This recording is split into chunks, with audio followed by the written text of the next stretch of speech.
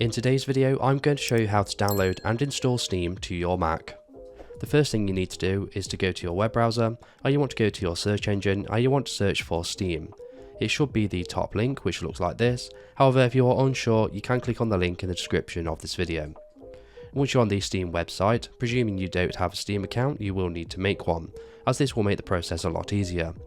To do this, you want to click on the login link in the top right, and once you're on the login page, you want to scroll down and you want to click on create an account. From here, you want to follow the step-by-step process to create your Steam account.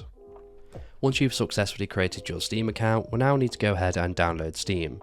To do this, you want to click on the Install Steam button in the top of the website, and from here you want to click on Install Steam, and you want to make sure that it's next to the Apple logo.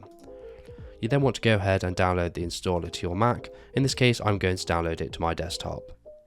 So now we've downloaded the Steam installer to our Mac, you just want to go ahead and open it up, and it's going to bring up a pop-up window which looks like this. All you need to do is drag and drop the Steam logo into the applications folder.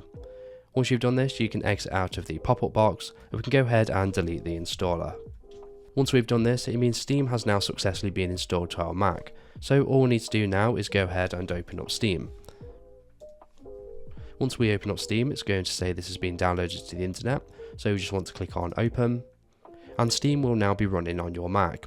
However, you may or may not be signed into your account already, so if you are not, you just want to go ahead and log into your account by clicking on the login button in the top left. As you can see, I am already signed in. Once you are signed into your account, you just want to go ahead and head over to your library, and you can start installing Steam games to your Mac.